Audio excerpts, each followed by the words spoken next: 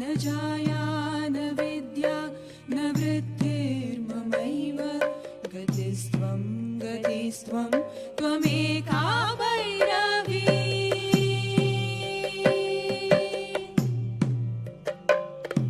न जानामि दानं न च ध्यानयोगं न जानामि तन्त्रं न च स्तोत्रमन्त्रं न जानामि पूजा न च न्यासयोगं गतिस्त्वं गतिस्त्वं त्वमेका भैरवी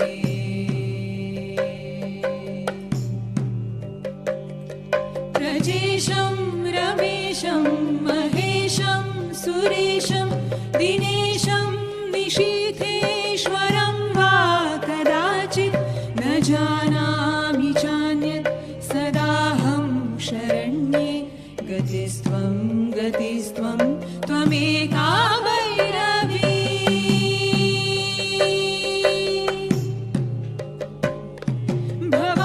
भवाभावपारे महादुःखभीरुः पपातः प्रकामी प्रलोभी प्रमत्तः कुसंसारपाश प्रबद्धः सदाहं गतिस्त्वं गतिस्त्वं त्वमेका भैरवी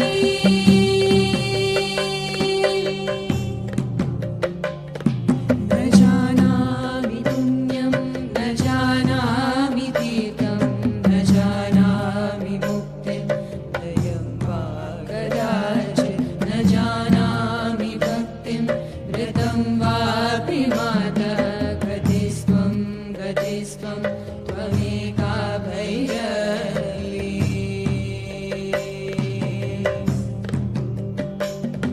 विवादे विषादे प्रमादे प्रवासे जले चानले पर्वते शत्रुमध्ये अरण्ये शरण्ये सदा मां प्रपाहि गतिस्त्वं गतिस्त्वं त्वमेका Bhairavi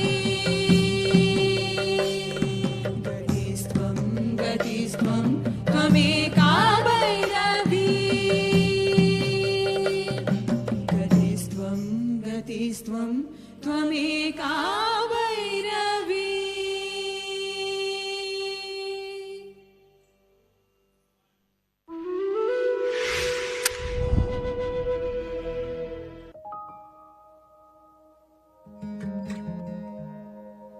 Well, a wife that I loved, I romanced, I lived with, now I bow down because the way she exited the body, it's not a simple thing.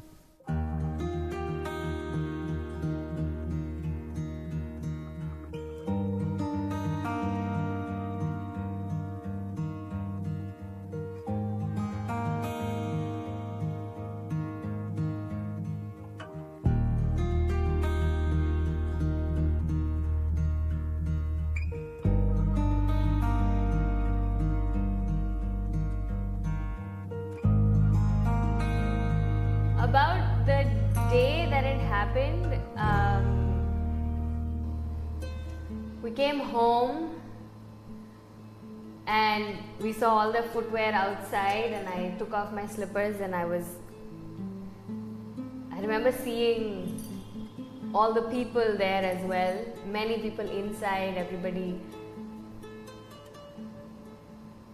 was crying, and I remember walking in and I saw my father sitting kind of across. He must have spoken to me or said something, but what I remember clearly from that night is I remember hugging him, and I remember holding a lot of people and my clothes getting wet from people crying. But I wasn't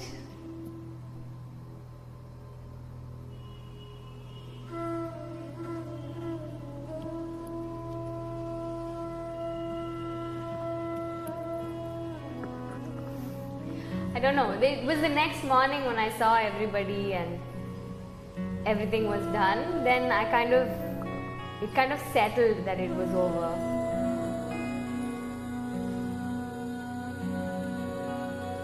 All her life, she was very proud that I am her husband.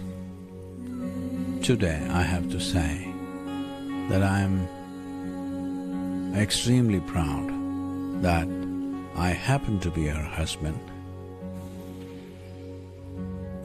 Watch Viji, Victory's Daughter, streaming only on Sadhguru Exclusive.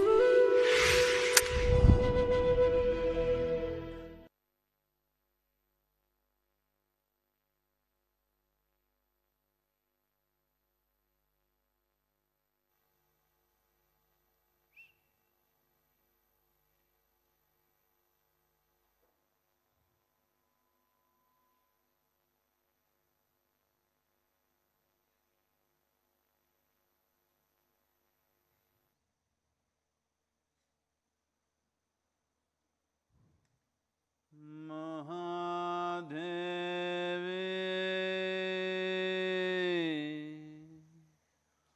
Maheshwari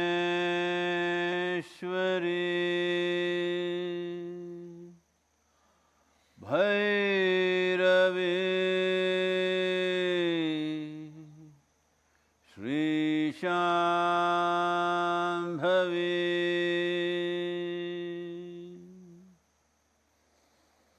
Mahadevi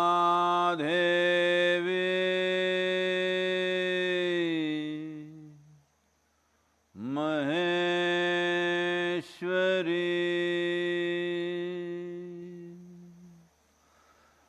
Bhairavi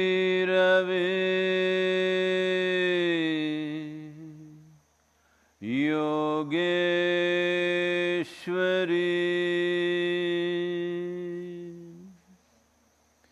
Mahadevi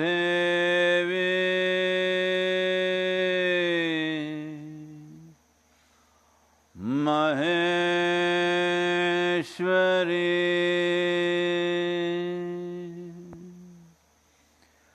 Bhairavi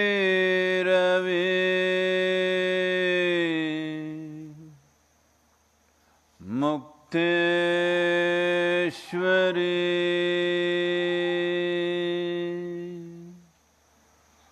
Mahadevi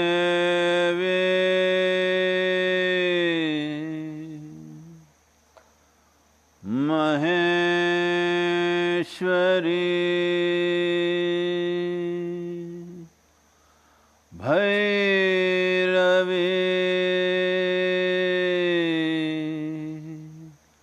Linga Bhairavi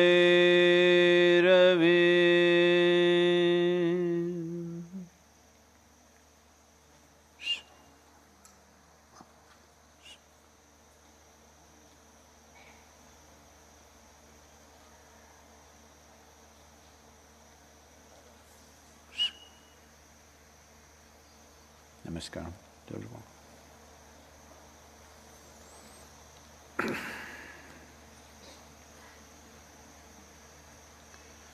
Today is referred to as Thaipusam in the Tamil culture, which is considered to be the most effervescent of the various spiritual events that this culture is full of. Literally, every day of the 365 days are marked for different aspects of life. But this day, which is the first Purnami or the full moon day, post-solstice, after Sankaranti, the first full moon day is called as Thaipusam. Largely in the country, in the larger part of the country, it is known as the Dhanya Purnami.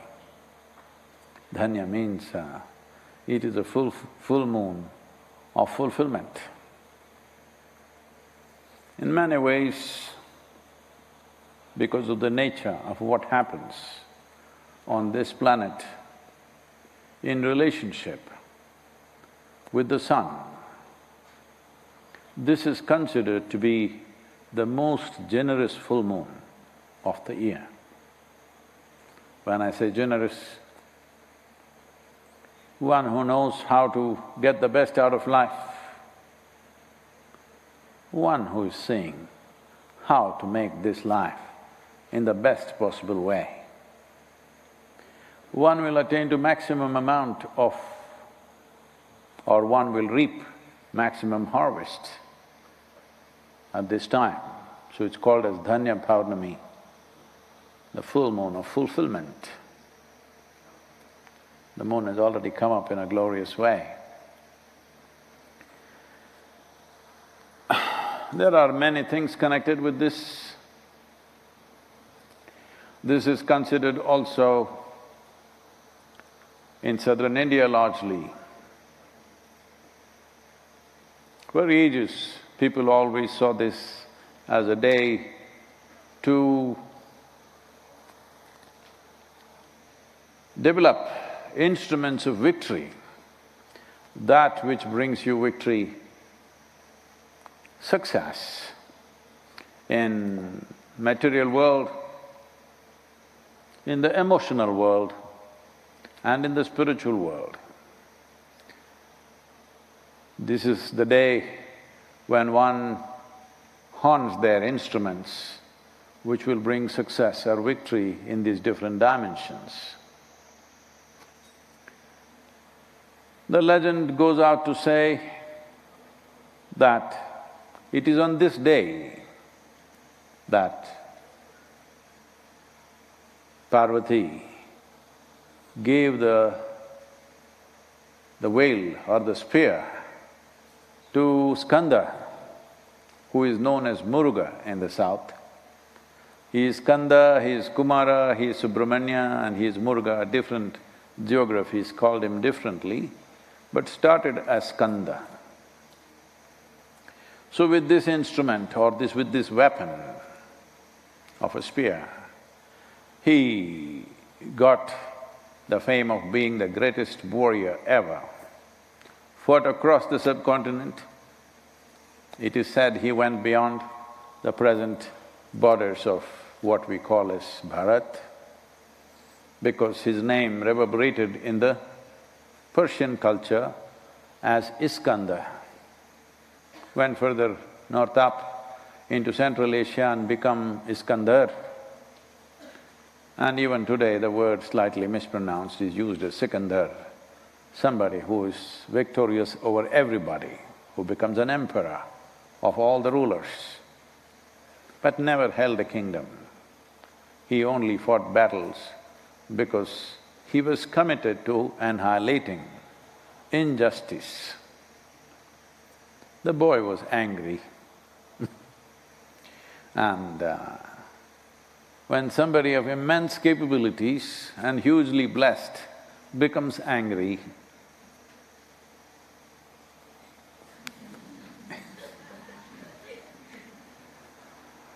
so it happened and wherever he thought there is injustice, he started killing.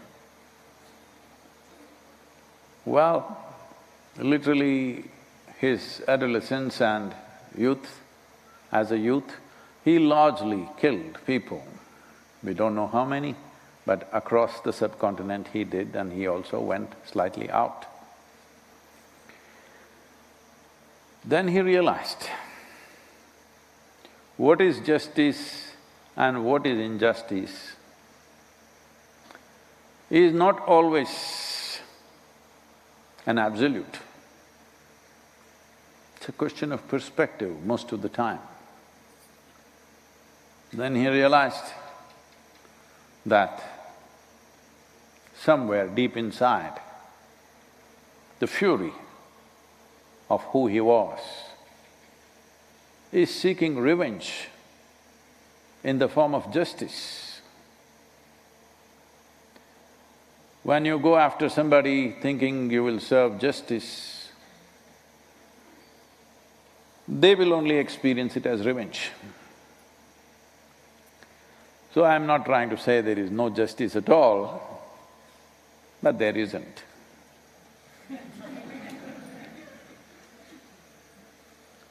The world, human life, always balances between we work for either the larger good of the people or larger harm to the people. Never in the history of humanity have we achieved that kind of a thing where there was absolute justice. We've only talked about it. We never have managed to manifest it. In small societies, you may, but as the size grows, it only becomes about larger well-being. Larger well-being will always be perceived by a certain group of people as injustice to them. Endlessly, in every society, in every little place, this is going on. Even within a home where there are 4 or 5 people, somebody will always be feeling there is injustice towards them, however you do it. Because there is no absolute definition of what is justice. The largest well-being that we can serve even a given group of people is the only justice we have managed till now. When he realized this, he washed his sword and his spear and went up the mountain and left his body because he knew he was fighting for a goal which is not just elusive, which is elusive. Having said that, only if you realize this in your life, that life is not a bundle of absolutes, then there is possibility of fulfillment. Then you will ask, Sadhguru, are you saying only corrupt people will find fulfillment? That is the human struggle. When you employ one dimension of intelligence, that dimension of intelligence which we consider as intellect always looks for straight lines. When it does not find straight lines in any aspect of life, it will feel it's unjust. Another level of intelligence which is not within the straight lines, which cannot be bound within straight lines, feels perfectly comfortable with small discrepancies. It is okay with the order that we see in a forest. But a logical mind will seek a manicured garden everywhere and will be disappointed because manicured garden is only possible in small patches, never possible as a global phenomena. So that is Kanda's story, but he got his weapon of instrument, according to the legend, on this day. That is why he was so successful in his mission. Well, ultimately he came to realization that his mission was not right, but that is also considered victory in this culture. Anywhere else he would be rated as a failure because he failed in his mission.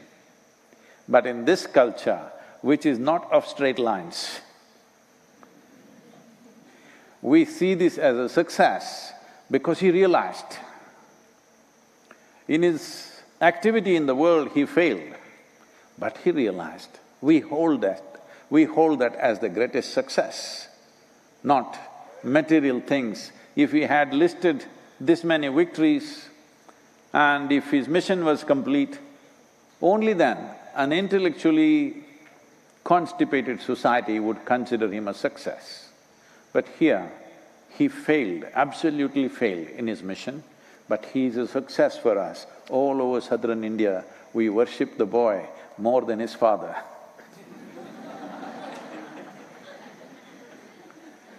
Today, everybody is at the Muruga temple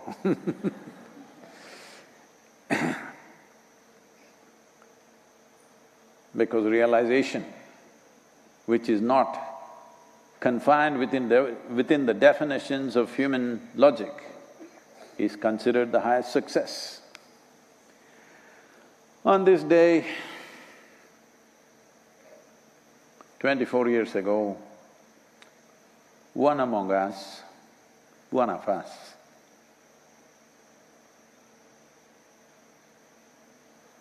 became victorious in her journey. It was a loss for all of us, particularly for me and my girl. It was a big loss, but we still consider it a success. This is our problem. A massive loss, but because it was a success for that life. That life, any life for that matter. A life doesn't belong to anybody. As body, we may say this is parented by these people, this is married to this person or that person, or born to this person or that person, or fathered or mothered this person or that person. But as a life, we don't belong to anybody. As a body, we belong to somebody maybe, but as a life, we don't belong to anybody. So in that context, it has been one of the greatest victories that has happened here, though it was a great loss for us.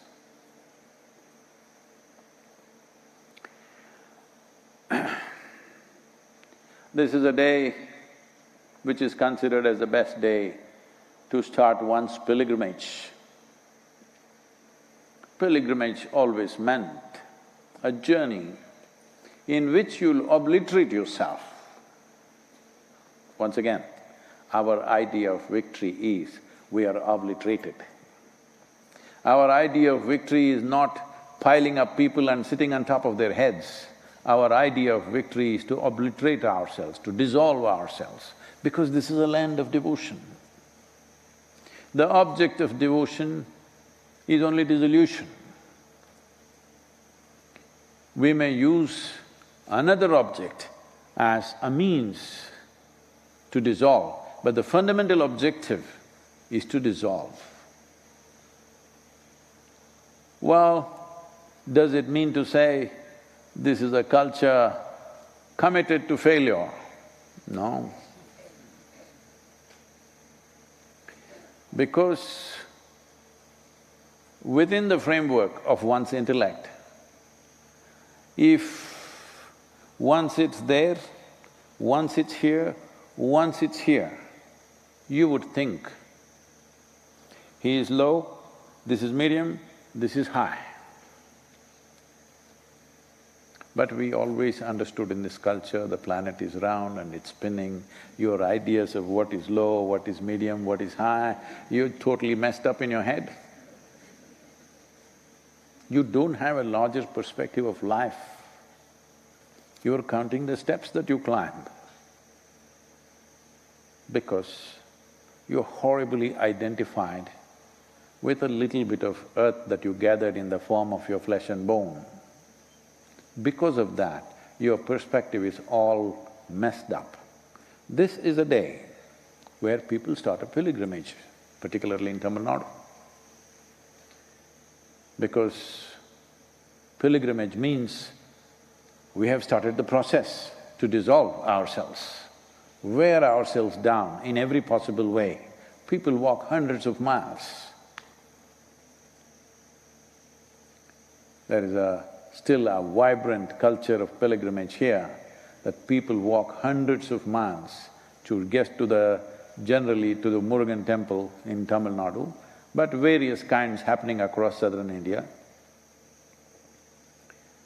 Because according to the position of the planet, we have recognized whatever we do within ourselves for our inner well-being finds results much more easily during this time. As I said, this is a generous or a benevolent time during the 12 or 13-month cycle.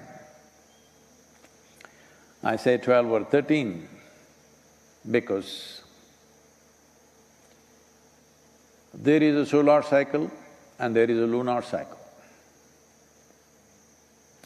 Solar cycle generally works for us with a 12 as a basic calculation.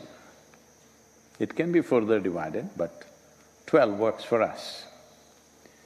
As lunar cycle, it is 13. Whichever culture went against everything that's feminine, labeled 13 as a bad luck number. They're calling you all bad luck. Yes. Generally, unfortunately, women were considered inauspicious, not allowed to read the sacred book, not allowed to do any sacrament. But this is a culture where we worship the woman. And here there are women who are completely bossing the temple. It's their temple, men cannot enter. They can, but they can't go into the sanctum. Because this whole idea of what is superior, what is inferior comes because you're applying one dimension of your intelligence to everything. One dimension of… see, it is like this. You just have a foot scale. This is your only measure. So now, what is big, what is small? With this, okay, this one is 5 feet tall, that one is 6 feet tall, so that is a big man, this is a small woman, this is this, this is that. But now we got some other quantity.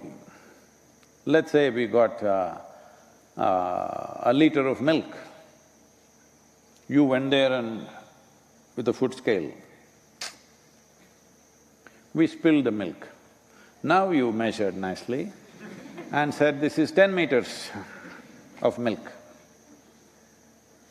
The 10 meter of milk can be stretched to 100 meters if we want.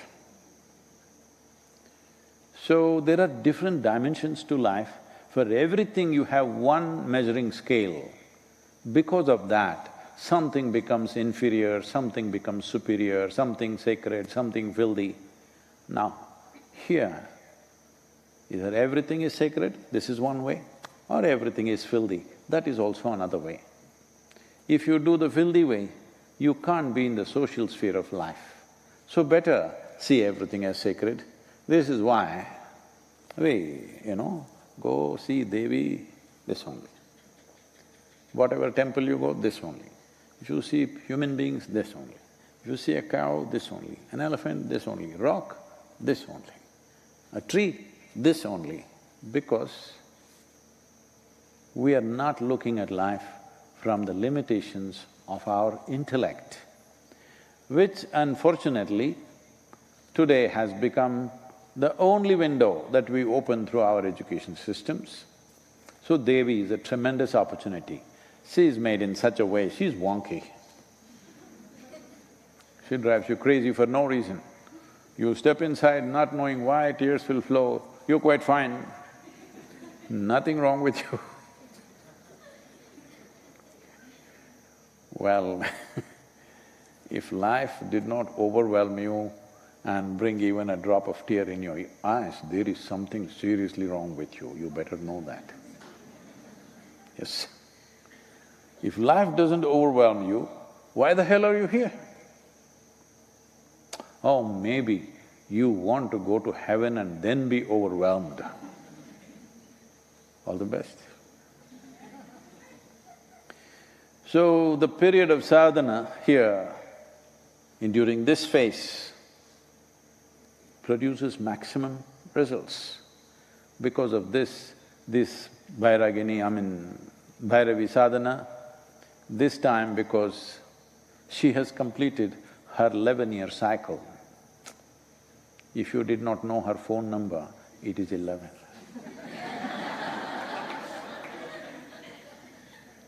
So because of this, there are many aspects, because solar cycle is 12 years. What is beyond 12 belongs to Shiva. What is below 12 belongs to Devi. oh, Shiva's got more numbers. No, that's not how it is. No, because there are some feminists. I want you to understand, this is ultimate feminism.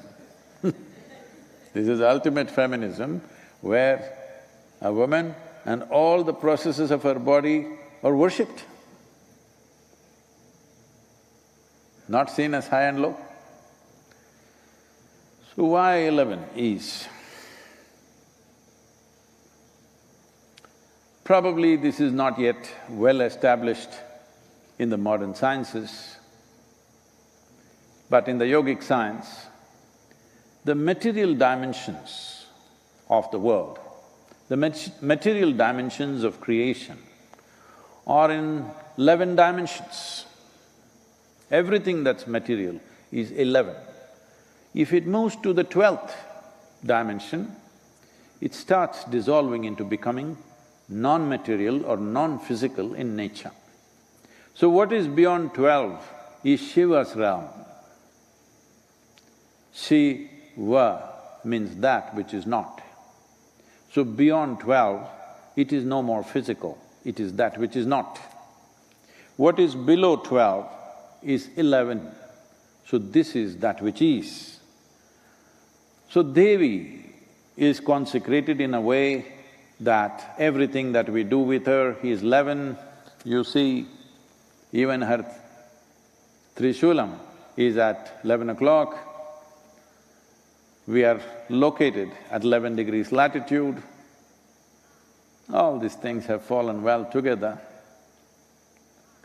The way space and time is conceptualized in the form of material manifestation of creation, even in modern science, is moving towards… theoretical physics is moving towards clearly saying there are 11 brains or 11 membranes or 11 universes or trans-universes. Beyond that is non-physical dimensions. Still there is existence, but not particular in nature, not material in nature. The deepest trench that you find in the oceans of this world is 11 kilometers, because the design of what happens in the creation is based on certain fundamentals. One thing manifests in one way, everything else is related to that. There is something called as a constructional theory that they have gone into these days, and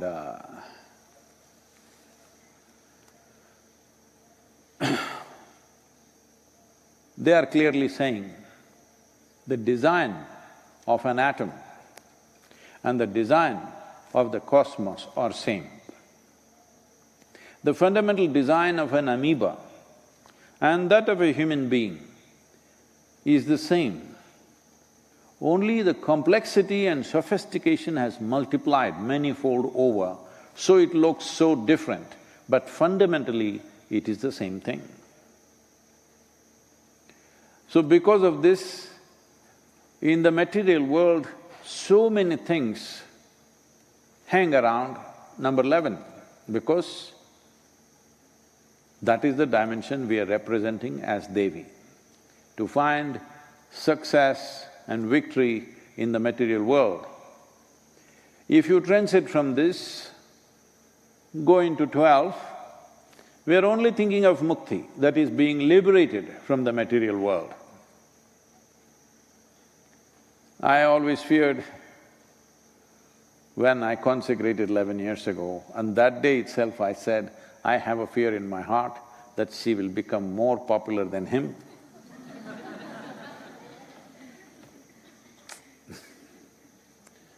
It is happening already. As a part of as a part of regulating her popularity, we are doing a bit of a lockdown for the last few years for her, not just for the virus, even before. We are closing down the Devi temple for a period of time. This period may increase as she becomes more popular, because we don't want people to be more focused on material victory than ultimate victory in their lives. They need to Come, temple is closed, so at least then they go and sit in dhyana.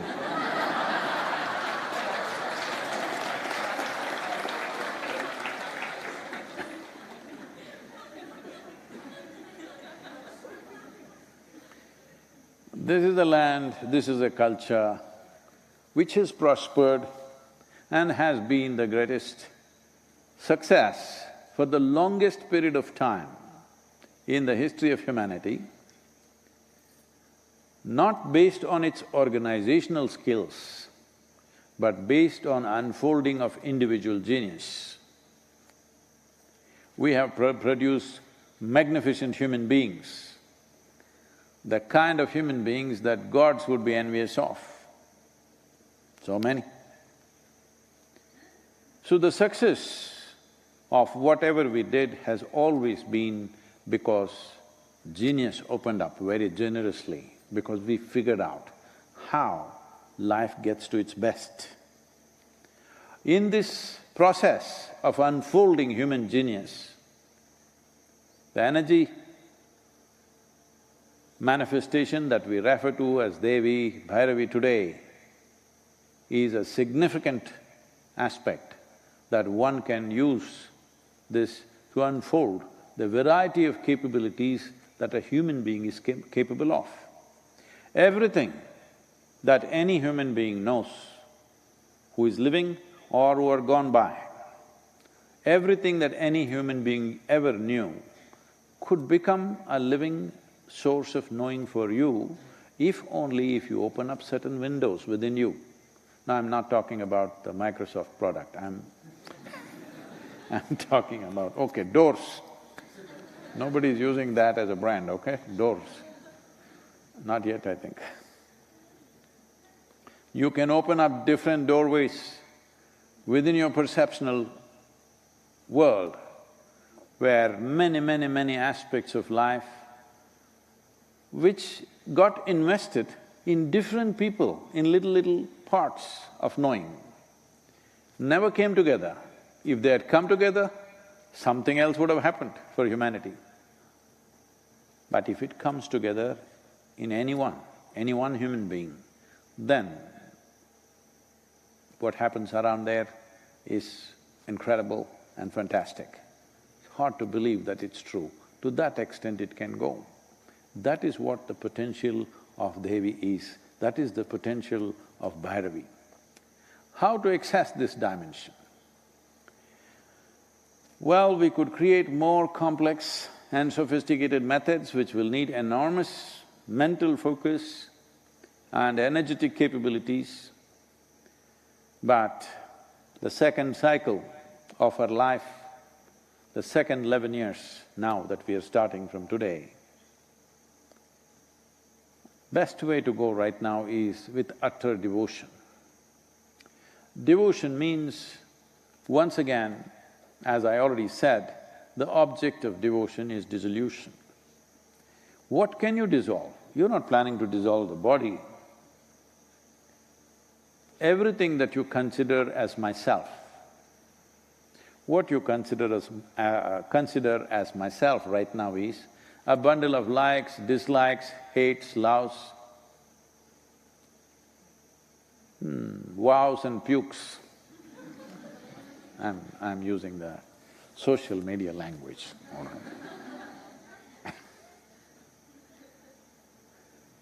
If you dissolve all this and you're able to just see life, feel and experience life just the way it is, not the way you think it is, well, you will become available to her grace. One who has accessed this grace will live here in such a way that other people will think you're superhuman. As I've repeatedly said, this whole thing is not about being superhuman. It's about realizing that being human is super, because in this culture there is no superhuman being. It is only human beings rising to become godlike. Human beings who are born like you and me, no special birth, ordinary, regular delivery of their mothers, painful as usual, go through all the trials and tribulations of life and still rise to a place where everyone sees them as divine. This is what you need to understand. All the people that you worship, whether it is Krishna, Rama, Shiva, Muruga, all of them walked this geography, went through all the pains and struggles of life, but today when you look at them, you think they are godlike. This is very important, that we don't drop them from the heavens, because it's very important that they remain an inspiration for you to aspire for that, rather than just nailing them to the wall and becoming worshipful of them. They live as living inspirations. But did Devi walk this geography? No. We made her up. When I say we made her up, we understood the technology of God-making, not just as an emotional tool, but as an energy manifestation which has magnificent proportions to it. See, today you have built an airplane, let's say. An airplane would have been an impossible thing just 500 years ago, even a concept. Even conceptually it would be difficult for the rest of the world. So though conceptually it was here, that doesn't matter, let us say anything like that, it would be out of the world. But we built a mechanism with which now everybody can fly. Though because of the virus, it's not the safest thing to do right now.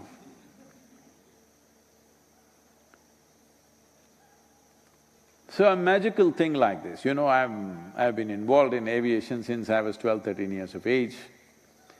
First the disastrous attempt to build a hang glider and fly, which cost me some bones. And then proper hang glider built by somebody and flying that, and then motorized hang gliders, then of course commercial flights, and then now we have a rotary wing license to fly. So I've been engaged with aviation literally almost all my life. So I've observed this. Even though I might not have put in thousands of hours of actual flying, I've observed this and observed this, whether it's a bird or an insect. One aspect of my observation is always about how it flies. It always fascinated me, how is the damn thing flying, because I couldn't.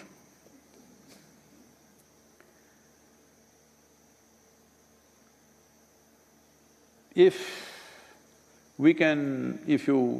because today I see when you sit in an airport, most people are bored and sitting there because they have to wait for 3-4 hours or whatever, there are delays in the flights. I'm always sitting in a place where I can see the tarmac where they're landing and taking off. I must have seen, I don't know, hundreds of thousands of landings and taking offs in my life. But even today, I get goosebumps the moment this machine takes off, because tons of metal and people and baggage and whatever else, the way it flies off, it's still magic. Magic is not gone out of it just because it's flying every day. Still it is magic. If the first plane, if you saw flying, you would think, most fantastic thing you witnessed. How come? Because it's a millionth plane, you lost it. No, still the same magic is happening. Your ability to experience the magic is gone, unfortunately, because you are not living out of consciousness, you're living out of your silly memory. I'm calling memory silly, not because memory is silly, because you are making an attempt to make the dead memory live. That is silly. Raising the dead people, this is, especially when these days they have stopped. But initially when I went to certain places to speak, first question was, can you raise the dead? And why would I do such a stupid thing? already the damn place is crowded. If you raise all the dead, I want you to just imagine. You are thinking, yes, yes, if my mother came back, if my grandmother came back, it's nice. But if everybody's grandmothers and grandfathers came back, whoa, it's the greatest disaster. So this raising the dead business comes from a very adolescent culture, juvenile, because you think it's the greatest miracle. No, it is the silliest thing you can do is raise the dead. The miracle is that you keep this alive and you keep this well. This is a miracle. Hello? See, you eat a chapati. The chapati doesn't look like you, does it? No, even if you're size 0, it doesn't look like you. It doesn't smell like you, it doesn't taste like you, but it becomes you. This is a miracle. You have no eyes for real miracles that are happening all the time. But you want some silly miracle like this. No, that's not what she will do. She will make you overflow with life. So overflowing with life, if you have to die today, you will go willingly. Not that you're wanting to die, you're living. You're living not because you want to live, because you kept this well, you're living. It's not your desire which gives you victory, it's your competence which gives you victory, always. So she is very much in tune with that, she doesn't care what your desires are. She's looking at how to make you competent for this life and beyond. And that's important. If you have no competence, you have desire, all you will get is frustration halfway down the life. This is what they call as midlife crisis, because they have desires, no competence. They have desire to live joyfully, full of love. Midlife crisis is usually not only with the profession, usually it involves the family, relationships, all this. So I'm saying they want to be super successful by the time they're 35. They want to be in a great state of love and romance. None of those things are happening. They're in a midlife crisis simply because they're not competent either to love. With the attitudes they have, who can love them? Poor dog is the only one competent. Somehow he's made like that because, God and dog are so closely connected. No, I'm saying at least in spelling. So, somehow that poor dog is so competent, whatever kind of idiot you are, it's still loving. Huh? However crude you are, however nonsensical you are, still it is loving. People are expecting their husbands and wives to be as competent as a dog. No. There is no one human being anywhere who, when it comes to simply loving, because I see everywhere people say, Sadhguru, can we have unconditional love? I said, become a dog. He's already achieved it, I'm saying. If you are a human being, unfortunately, there are conditions and conditions and conditions and conditions. Hello? They're conditions or no? They're conditions. If you can rise a little above that,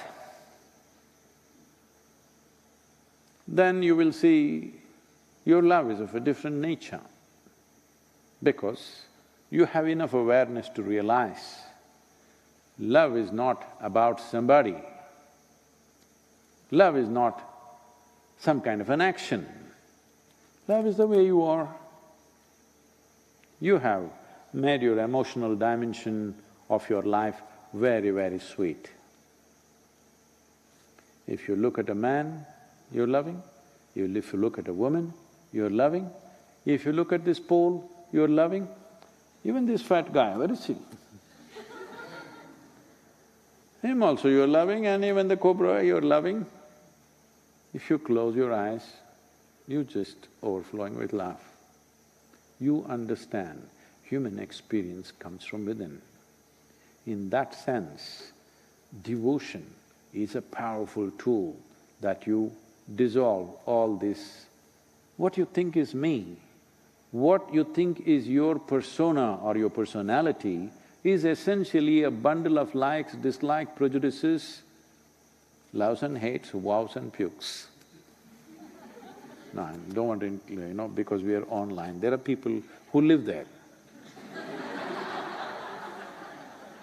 I'm talking I'm trying to bring them down so that they can meet Devi here in reality.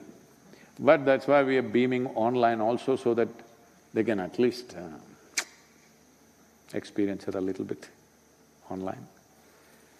We'll leave it there. If there are any questions, please. I heard there are lots of questions.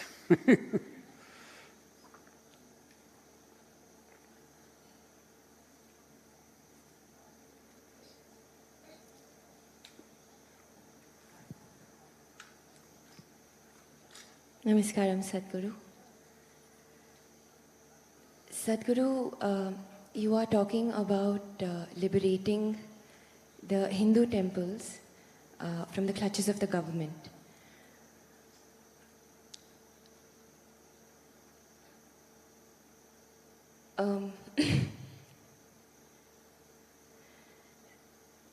Sorry, so if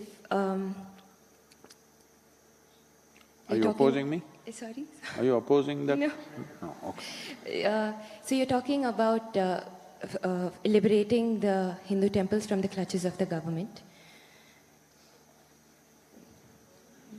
Sorry, I'm not sure how to ask you this question without it coming across in the wrong way. So you're talking about…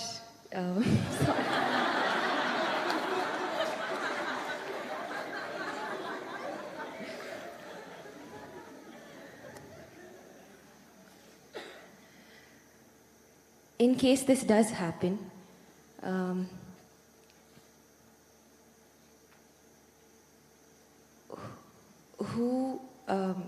I understand that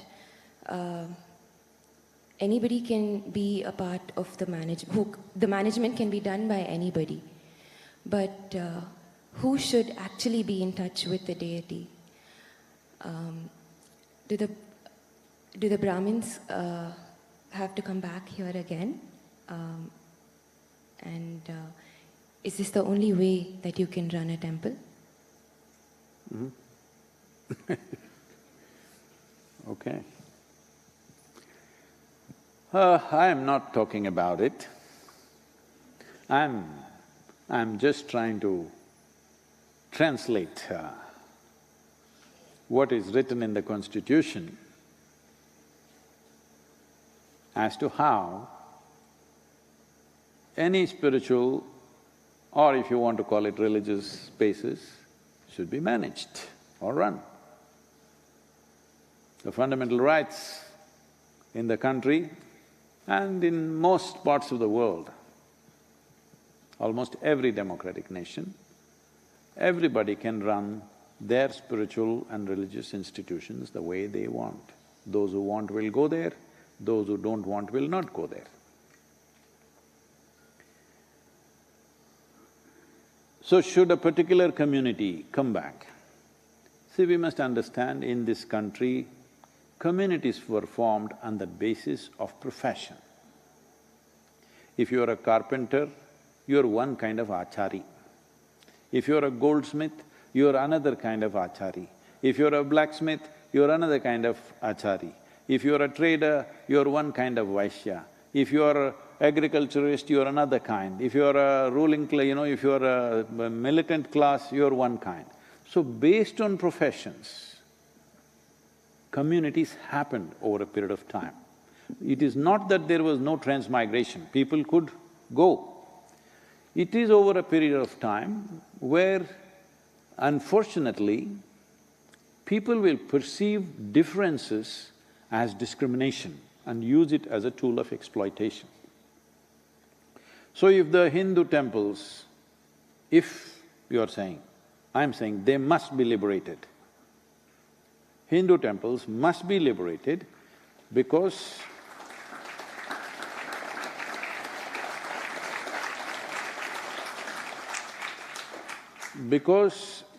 one important aspect of this is, it never belonged to a particular religion, it belonged to a particular trait. Devi temples are made one way, Shiva temples are made another way, Krishna temples are made another way, Vishnu temples are all in one way, Brahma temples in different ways. And all the different kinds of Devis, they are made differently. These were all energy centers established for different purposes. According to your purpose, whoever you are, you could go there. And according to its nature, different class of people manage different types of temples. Over a period of time, for the maintenance of the temple, by the devotees constantly contributing to the temple, temple's wealth grew. As the wealth grew, slowly certain communities tried to kind of dominate that, because there was so much money and so much wealth, so naturally certain people dominated that. Well, in the British era, you must understand this, the Hindu temples were not taken over by the British Empire. It was taken over by a corporate called East India Company. A business took over the temples. Why was… you think the business was interested in your religion? No. Because they saw there was so much wealth, they decided they must take it. In 1840, because these temples were managed by the English people, resistance rose in the Christian community, both back home for them and also here, that Christian men are managing pagan temples and we cannot condone that. So they decided to hand it back. By then they had shaved off all the jewelry, this, that. They couldn't take the land to England, so they took only what could be moved. Some temples escaped this, most temples lost their gold and diamond and everything that they had in huge quantities because people went on contributing. Only when some emergency like a famine or something came, it was for the temple to decide how much it should spend on those situations. Anyway, that's a history thing. Now if we release it, should the Brahmins come back? Not at all. Right now, there is no such thing, only a particular caste should become a carpenter, only a particular person should become a jeweler. All kinds of people are becoming jewelers. All kinds of people are doing jewelry design today because there is a college to train them. Similarly, we must establish institutions where we will train people what should happen in a Shiva temple, what should happen in a Krishna temple, what should happen in a Vishnu temple, what should happen in a Devi temple. So, whoever learns the process and passes the examination,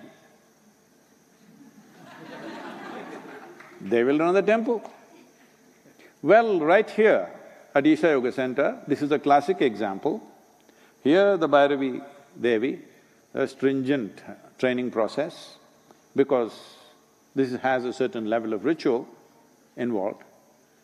Only women can do it. Men are only in the outskirts of the temple. They cannot go in because that's the nature of the consecration. Here in the Dhyanalinga temple, 1/2 of the month, the lunar month, men manage it. Another half of the lunar month, women manage it. But they're all brahmacharis, both ways. They're all ash people, because he is ash. It is beyond the 12 number, he is like that. Now there's a Kala Bhairava temple coming up. You will see there will be totally a different breed of people managing that. Yes, because that serves not only the living, that is built to serve the dead. So that needs a completely different kind of involvement, different kind of competence to manage that. And even in terms of who comes into the temple, see here, People of all kinds of religions, caste, creed, everybody's coming, nobody checks who is who, because we are not interested who your father was. We are only interested where you want to go. This is the fundamental of democracy, I'm telling you. The fundamental of democracy is, we are not interested who your father was, we are only interested who you are. That's democracy. That is the basis of spirituality. We don't care who your father was or your grandfather was, whatever he might have been. What are you? Where do you want to go? This is all the concern of a spiritual process. So temples were not places of worship. Temples were not places where one man leads the prayer and everybody follows what he says. It never was. Priest only conducted a process. He's just there to facilitate. He's never ruling the place. He's never dominating the place. He's never giving a teaching. Nobody ever gives a teaching or philosophy or any kind of stirring up of the society. This is very important for the future of the world. So do not just call them Hindu temples. They are really temples where human beings can transform themselves. Human beings can nourish themselves for their inner development. So, right now, I'm saying even mosques and churches and everything should become like this. Let us say I like one aspect of what they're doing in a mosque. Why can't I go there?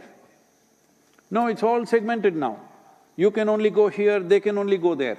Fortunately, we've changed this completely. Here, there are a whole lot of people coming. Many ladies coming, burqa-clad ladies, they like Dhyanalinga, they like to sit there. Bhairavi is probably too ritualistic for them, they just look like this and go away.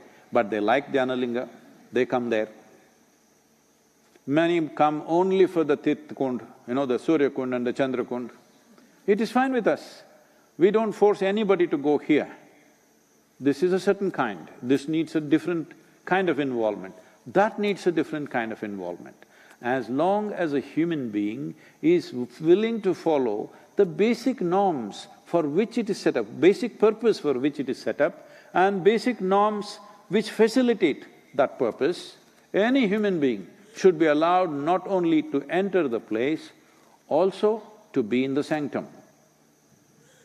If somebody who is born as a whatever nonsense, high caste, low caste, Hindu, Muslim, Christian, Jew, Sikh, whatever, if they are drawn to a certain aspect and if they are willing to go through the necessary preparatory steps, today it can be established as an institution. You must understand, what was institutions has all been painted negatively as some kind of caste system. Now, institutions which trained blacksmiths have become blacksmith caste. It's an institution. Unfortunately, somehow the goldsmith people started propagating that goldsmiths are superior to blacksmiths. Though you cannot live without a blacksmith in a society, you can very well live without a goldsmith. Yes. So this superiority, inferiority business is something that's happened later on. The temple never had that. See, temple means it is trying to make a certain dimension of life which is crossing the boundaries of one's physical nature, available to people, available for people to experience that dimension. If you cross the boundaries of physicality, you have crossed all boundaries and divisions that you have created in the world in the name of caste, creed, gender, nonsense, all kinds of nonsense. We have… see, all these things have happened in many temples. They don't allow foreigners. See, there was a time where in India there were boards, Indians and dogs are not allowed into this place. So in reaction, you put it up in your temple, foreigners not allowed. This was your little reaction. And also it was true, people came in just to desecrate the temple. They come in… there are any number of incidents where they come inside and they want to spit in the temple, any number of incidents where intentionally they want to urinate in the temple. Those were the times of occupation. That is gone. Today, if somebody who is not born in India wants to come into the temple, they're coming in because they genuinely want to come, not to desecrate it, not to dishonor it. They're really coming because they want to experience it. So, nationality, gender, caste, creed, nothing matters because this is a dimension. Temple is a dimension where you transact with that which is beyond your physical nature.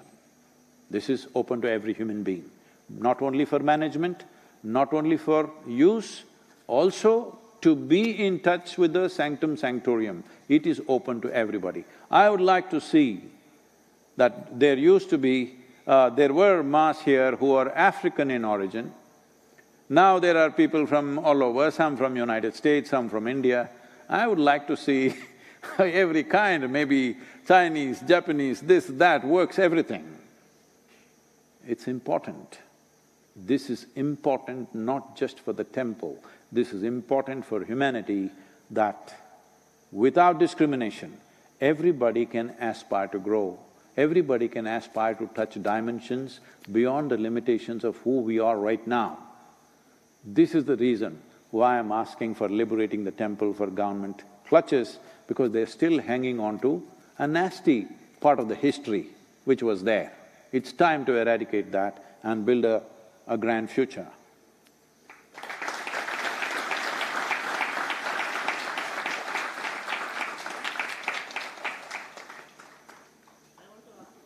Whoa. 8 o'clock, they're closing this off, right? Yes. There is something called as time and space. Right now there is space, but there is no time. It's a three-word question. Is exoneration possible? What is that? Is exoneration possible?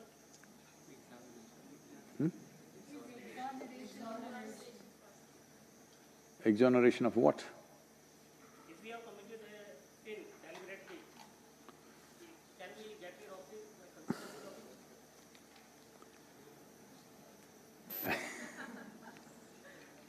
It's okay. Hello, we heard the question.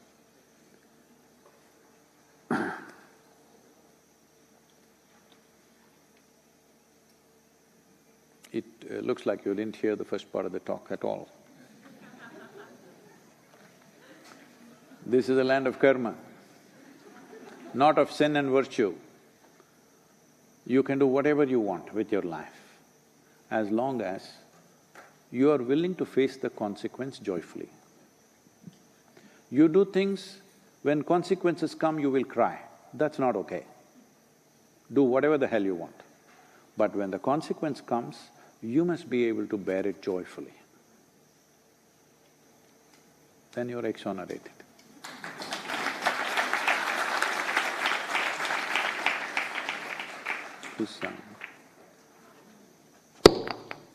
Here we have we have, for those of you who are new,